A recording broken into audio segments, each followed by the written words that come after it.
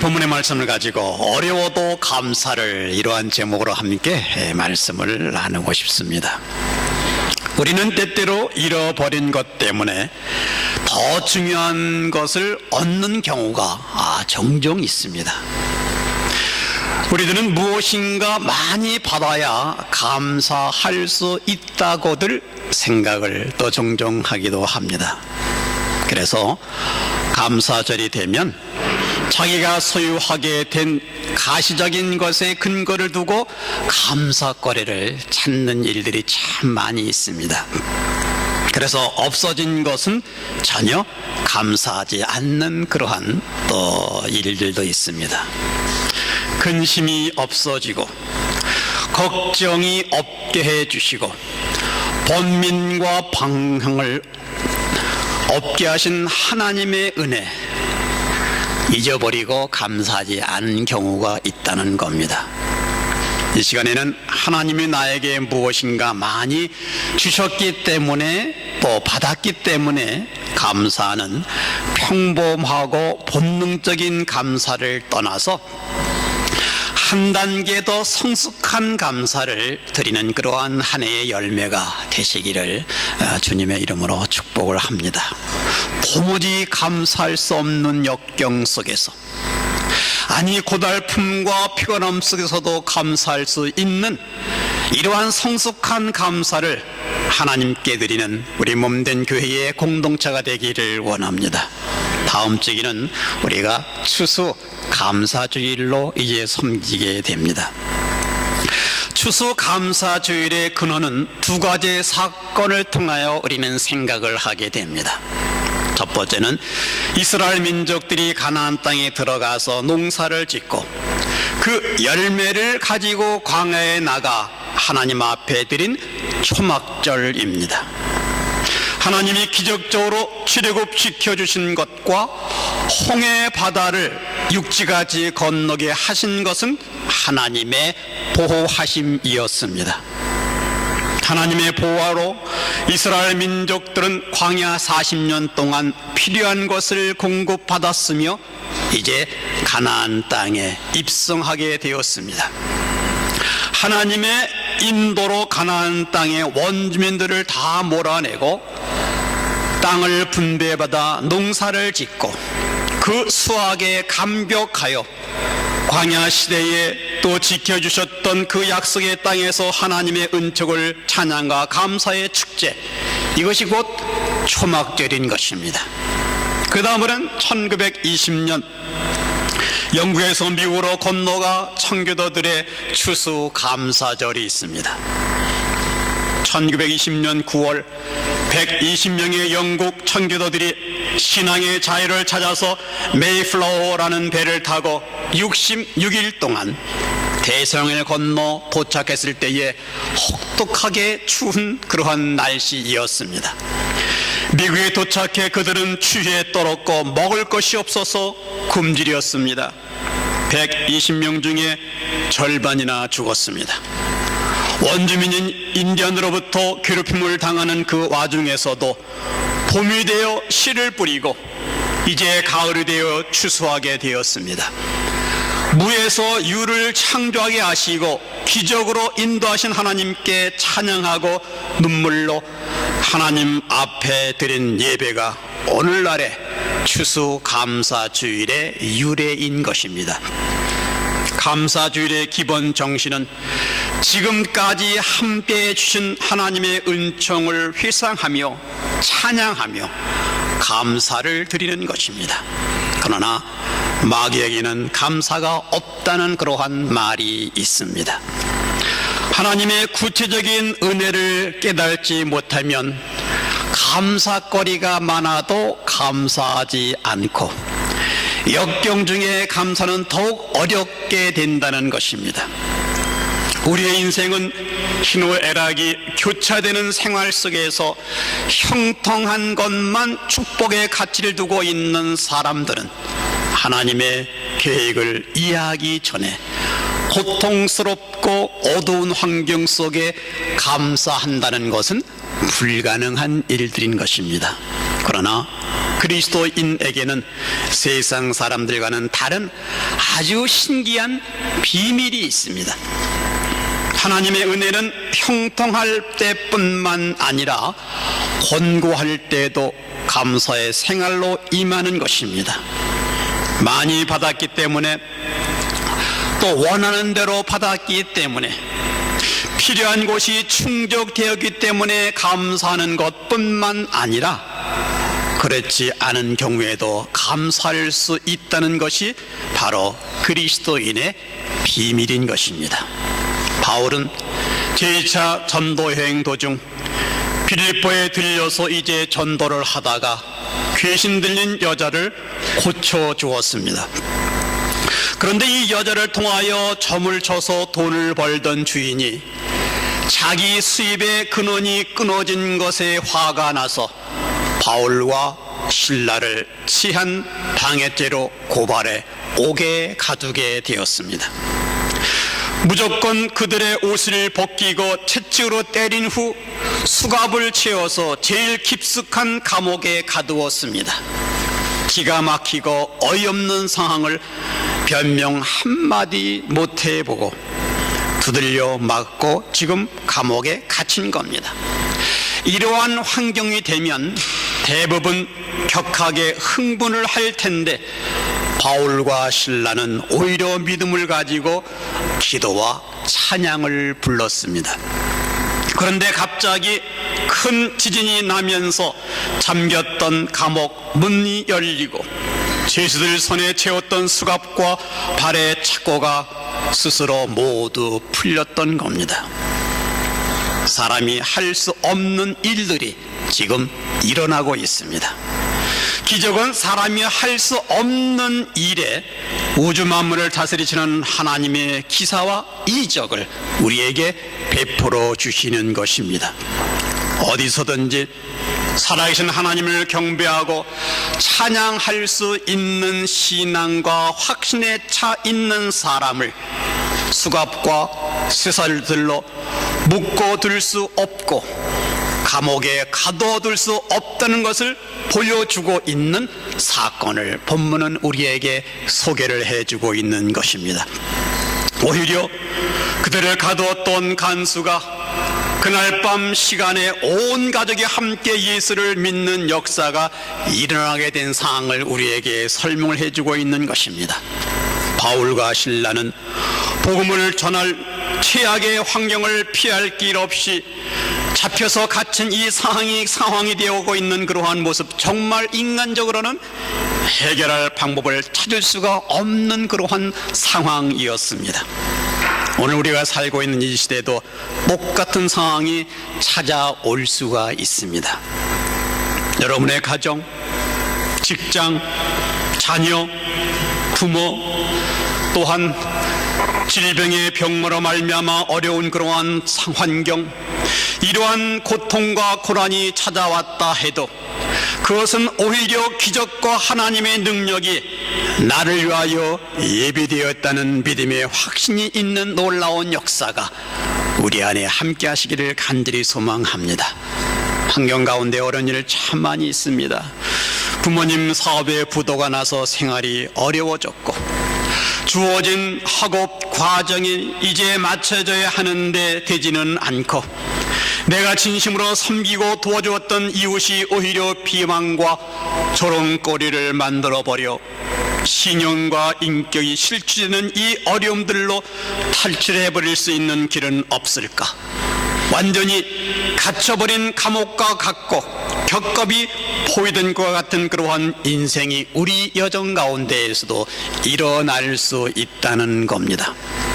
수많은 크고 작은 일들이 우리를 꼼짝할 수 없도록 만들어 놓을 수 있다는 것입니다. 반면에 남들이 나를 어떻게 볼까 항상 걱정이고 매사에 자신을 잃어버리는 열등감에 시달릴 수도 있다는 겁니다. 그러나 바울과 신라는 죄수로 억울하게 된 위급한 상황 속에서도 낙심하거나 체념하지 않았습니다. 그들은 지금 무엇을 했습니까? 기도했습니다. 확신에 찬 찬양을 불렀습니다. 발에 채워진 착고나 손에 채워진 수갑에 개의치 않고 열심으로 기도를 드렸습니다. 채찍으로 맞은 화끈거리는 등의 상처에도 불구하고 그들은 큰 소리로 찬송을 부른 겁니다. 그 시간은 한밤중이라고 우리에게 말씀을 전합니다. 어두움은 사단이 더 강하게 역사하고 있는 그러한 시간입니다. 어두움이 되면 수많은 범죄와 죄악들이 이 세상에 바로 악으로 드러내고 있는 그러한 시간들입니다. 한밤중은 더욱 깊은 절망이 죄수들의 가슴을 묵직하게 내려 덮는 그러한 시간인 것입니다. 이 한밤중에 바울과 실라는 큰 소리로 기도하고 지금 찬송을 불렀습니다. 오늘 우리가 이 절망적인 상황 속에서 취해야 할 분명한 생활 양식이 바로 본문은 우리에게 제시하고 있습니다. 곧 기도할 때에 기적이 있는 것입니다. 기적은 흔히 일어나지 않기 때문에 기적이라고 말을 합니다. 그러나 흔하지 않는 기적이 발생할 때에 기적을 목격하는 사람에게는 놀라운 그 이상의 거룩한 두려움이 지금까지 살아왔던 인생의 모든 것을 바꾸게 만들고 있는 것입니다. 기적이란 도대체 무엇입니까? C.S. 루이스는 기적을 말하기를 초자연적인 능력이 인간 안에 있는 삶에 개입하는 사건, 이것이 기적이다라고 말했습니다. 오늘 본문에는 초대교회가 경험했던 한 기적의 사건을 기록하고 있습니다. 어떠한 기적입니까? 전도하다가 바울과 실라가 잡혀서 감옥에 들어왔는데 한밤중에 기도하였더니 감옥의 옥토를 흔드는 그러한 기적이 일어났습니다. 어째서 기도와 찬양이 기적일 수가 있단 말입니까? 그것은 본문의 상황을 깊이 살펴보면 이 상황 속에서 기도할 수 있다는 것, 그리고 찬양을 할 수 있다는 것, 이것이 기적입니다. 지금 바울과 실라는 어떠한 상황 속에 처하고 있는 그러한 모습입니까? 22절과 23절은 이렇게 말합니다. 무리가 일제 일어나 송사하니 상관들이 옷을 찢고 벗기고 매로 치라 하여 많이 친 후에 옥에 가두고 관수에게 분부하여 든든히 지키라 하니, 그 당시에는 감옥에 이제 들어간 죄수에게 많이 쳤다라는 그러한 단어를 사용할 때에 그것은 유대인의 법으로 말미암아 주로 태장으로 39대를 맞았다는 그러한 이야기입니다. 한 대를 맞아도 피가 묻어나게끔 채찍의 끝에는 새 조각이 붙어있는 채찍으로 가장 무서운 고통을 주기 위하여 사용했던 그러한 채찍입니다. 무슨 죄가 있어서 바울과 실라가 이러한 고생을 당해야만 합니까? 바로 복음을 사랑했기 때문입니다.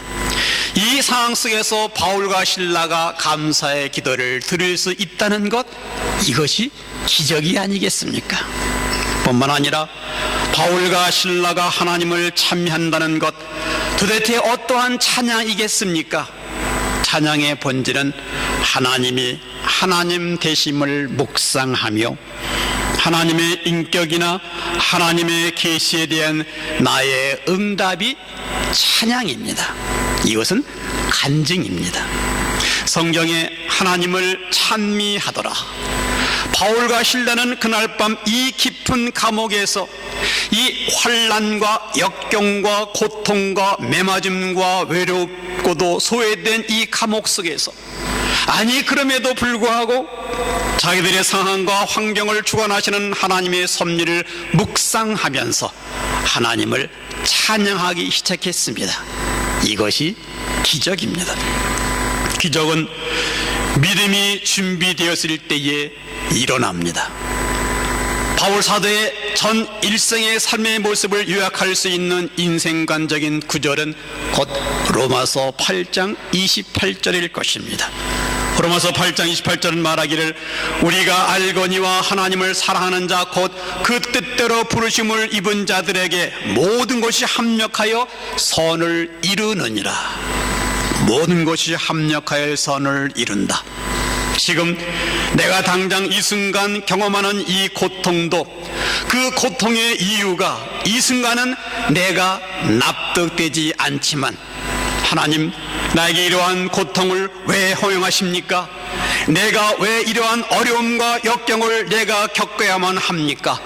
고통을 당하는 그 순간 그 현장 속에서 고통의 이유가 많은 것이 납득되지는 않지만 그럼에도 불구하고 하나님의 주권을 믿는 사람들이라면 내 과거를 아시고 내 현재를 아시고 내 미래를 아시고 내 삶의 궁극적인 마지막 모습을 아시는 하나님께서 오늘 이 순간 내가 당하는 이 고통과 이 역경조차도 마침내 합력하여 선을 이룰 것이다, 이렇게 믿는 사람, 바로 하나님의 사람입니다.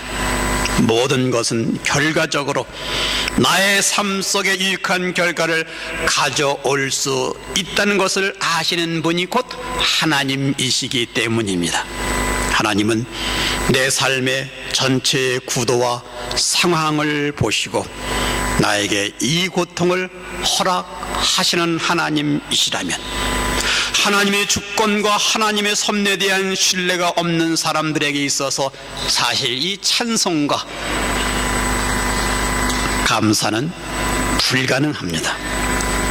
바로 이런 하나님의 주권에 대한 믿음이 바울과 실라에게 찬송과 기도의 이적을 곧 낳게 하셨던 것입니다. 하나님은 바울과 실라를 구원하시는 것으로서 끝나게 하신 것이 아니라 기도와 찬양의 그 기적을 통하여 한 걸음 더 나아가 다른 사람들에게 구원의 기적을 가져오게 하셨습니다. 우리가 고난을 당할 때 우리가 경험하는 고통은 신체적인 것보다도 정신적인 것들입니다. 우리가 어려움을 당하게 되면 내가 어려움 당하는 그러한 사실보다도 평소에 가까이 했던 사람들이 불신하고 우리를 멀리 한다는 그러한 고독을 경험하기에 참 마음 가운데 부담감을 갖게 됩니다. 이것은 세상의 생리입니다.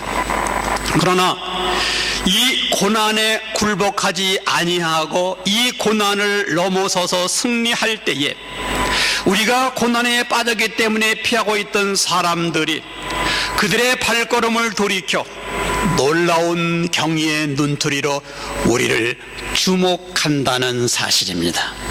그때에 세상 사람들이 하나님을 보게 됩니다. 고난에 넘어지는 사람들은 세상도 버립니다.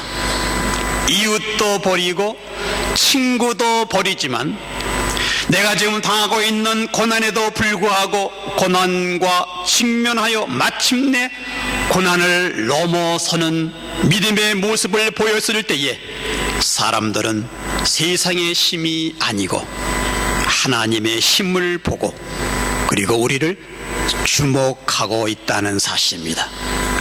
이 순간이야말로 그리스도인들에게는 우리를 주목하고 있는 사람들에게 복음을 전할 수 있는 최선의 기회가 되는 그러한 순간들입니다.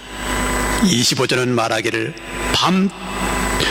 한밤중 되어 바울과 실라가 기도하고 하나님을 찬미하며 제수들이 듣더라.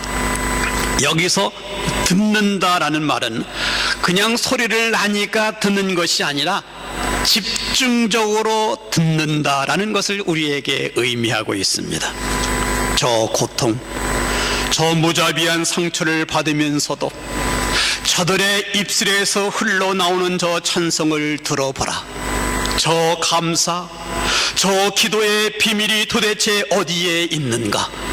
그들은 우리의 전파에 진지하게 귀를 기울여 경청하기 시작했고, 바울과 실라를 때리고 또 감옥에 가두어 놓고 지키고 있었던 간수들의 반응은 어떠한 모습이 나타나고 있을까?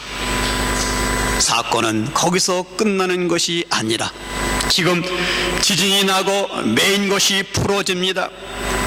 죄수를 놓치면 그 당시의 법률에 의하면 간수가 죽습니다. 지진까지 일어나고 모든 옥문이 열리고 메었던 몸이 풀어지는 기적이 임하는 그 있는 그러한 사람, 도대체 그 사람은 어떠한 사람일까? 찬송 속에 담겨져 고백하고 있는 그 사람은 도대체 어떠한 사람일까? 바로 어떠한 모습 가운데 역사를 이루시고 있는가? 간수는 제수인 바울과 실라 앞에 엎드려 외치기를, 선생들아, 내가 어찌하여 구원을 얻으리이까? 이때 바울과 실라가 전한 메시지, 주 예수를 믿으라, 그리하면 너와 네 집이 구원을 얻으리라. 바울과 실라의 삶 속에서, 바울과 실라의 그 노래 속에서, 바울과 신라의 그 기도 속에서, 그들의 간증 속에 나타난 예수 그리스도, 바울과 신라의 주님이 구원의 주님인 것을 발견했던 간수가 엎드려 고백하는 그 심정, 선생들이여, 우리가 어떻게 해야만 구원을 얻을 수 있겠소? 간수를 포함해서 간수 가족이 다 예수를 믿게 됩니다. 33절을 보면 그가 믿음을 고백하게 되고, 뿐만 아니라 바울과 실라를 자기 집에 모시고 데리고 와서 바울이 맞은 그 자리, 그 상처를 씻기는 그러한 모습을 우리에게 설명해 주고 있는 것입니다. 예수 그리스도를 영접하고 바울의 주님을 개인의 주님으로 영접하고 바울이 증거하였던 예수 그리스도를 자기의 주님으로 고백하며 그리스도인이 되어 하나님의 나라를 든든히 세우고는 놀라운 빌립보 성에 이들은 곧 전도자가 되었다는 것입니다. 어떻게 해서 이러한 결과가 일어났습니까? 이 변화의 기적은 이 바로 도대체 무엇입니까? 곧 기도와 찬양입니다. 기적은 도저히 불가능하다고 생각하는 인간의 힘이 철저하게 포기되었을 때에, 여기에 함께 하나님이 하실 수 있다는 말할 수 있는 믿음이 만날 때에 곧 기적은 일어난다는 것입니다. 우리에게 어려움이 왔을 때에 우리는 위기라고 말을 합니다. 위기라는 말은 위험이라는 단어와 기회라는 두 가지의 단어의 결합체인 것입니다. 위기는 참으로 위험한 순간입니다. 그러나 동시에 위기를 또 하나의 기회가 될 수가 있다는 겁니다. 내게 다가오는 위험 앞에, 내게 다가오는 절망의 그 위험 앞에, 그 절망을 극복하고 그 절망의 한복판에서 살아계신 하나님을 신뢰할 때에 마침내 내 환경은 합력하여 선을 이루며 내 삶 속에 하나님의 놀라운 결과를 가져오시는 전능하신 하나님을 신뢰하는 사람들에게 하나님은 확실하게 역사를 일으키시며 활동하시기 시작하십니다. 신앙이란 단순히 눈에 보이지 않는 하나님이 존재한다는 그러한 뜻이 아닙니다.